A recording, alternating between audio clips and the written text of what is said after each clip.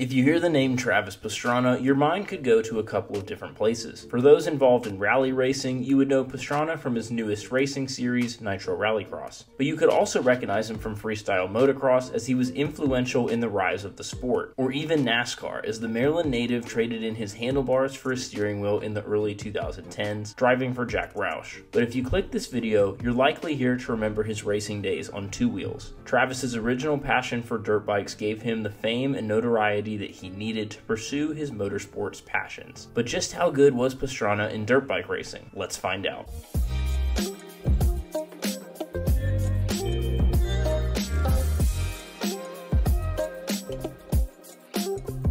Coming up through the ranks, Pastrana was not under anyone's radar. The rider out of Annapolis, Maryland, won 2 titles at Loretta Lynn's in 1999 before turning pro in 2000 with Suzuki. At this point, the Japanese company saw Pastrana as their way back to the top slot in racing, as at this time, the 125 class was dominated by none other than Pro Circuit Kawasaki. With all the hype, it was Pastrana that was expected to take Suzuki to the promised land. Enter the year 2000. At the turn of the century, Pastrana would enter the East Coast rounds of the 125 Supercross Series. While his efforts did not yield a championship, he would win 3 races during the season, including an East-West shootout victory in the final round of the series in Las Vegas. For outdoors, Pastrana again ran well, winning the last 4 overalls to claim his first championship as a professional. In his rookie year, he managed to run every race in Supercross and motocross, topping it off with a championship. The future was bright for Pastrana, to say the least.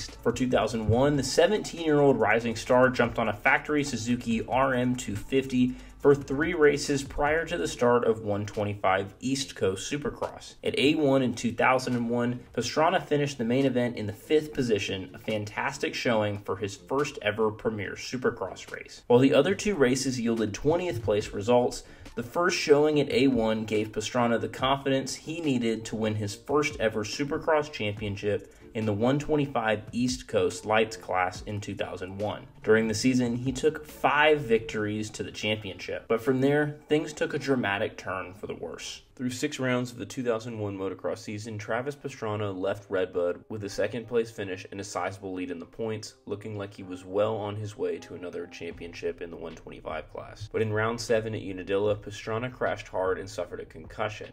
Back in those days, the protocol for head injuries was much different than it was today. As a result, Pastrana would return to competition the next week, but struggled and finished 8th. In round 9 at Washougal, he crashed again and hit his head, which is pretty much the worst case scenario that you can have when already suffering from a concussion. But before round 10 at Spring Creek, Rob Pastrana, Travis's father, relayed a heartfelt statement about his son. The Pastrana family and Suzuki had come under fire for letting the young talent race. The gist of the message was that the decision on whether or not to line up on the gate was up to Travis himself. Despite Suzuki and his family stating their desire for Travis to sit out if he wasn't ready to go, Pastrana tried to push it. Unfortunately for him, he would run in the 30s at Spring Creek and miss the remaining 2 races of the season to get ready for Supercross. But following these concussions, Pastrana's racing days were never the same. For 2002, Suzuki brought Pastrana up to the 250 ranks, where he ran fairly well as a rookie. He finished on the podium 3 times before bowing out of the series in March,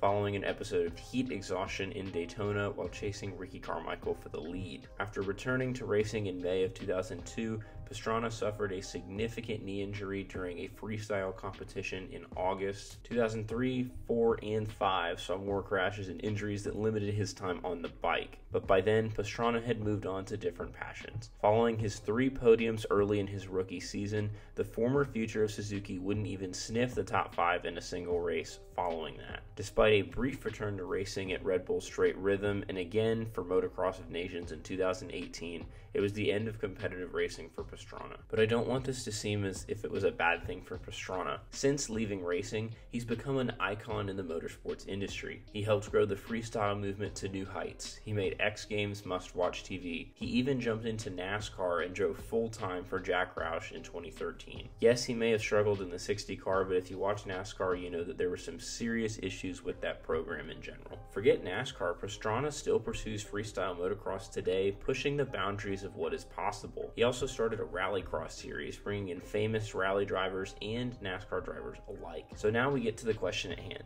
How good was Travis Pastrana in professional dirt bike racing? I would argue that he was quite good in motocross and supercross. Between a 125 outdoor championship and a 125 supercross championship, he achieved a whole lot on the bike. If it were not for the concussions of 2001 and the subsequent knee injuries, I think there's a really good chance that you see Pastrana as a two-time 125 champion and someone that sticks around for a long time to come. The factors that led Pastrana away from the track allowed him to have more success in different areas of motorsports. While Suzuki may look at it from the perspective of Pastrana never winning a race at the top level, in Pastrana's eyes, his success went far beyond the track. For motorsports in general, Travis was not a bust by any means. Rather than throw in the towel when racing wasn't going his way, he reinvented himself, something that is rarely seen in top-level athletes. But I would argue that even on the dirt bike track, Pastrana's career was a special one that I don't think gets talked about enough. But now I want to turn it over to y'all. What do you think of Travis Pastrana? Is there a moment in particular that stands out to you? Let me know down in the comments. By the time this video goes live, we should hit 2,000 subscribers, which is just unbelievable. Thank you guys so much for the support. Let me know down below what kind of videos you want to see on this channel so that we can keep growing it. But anyway, guys, that's all I have for you. Thank you so much, and we'll see y'all in the next video.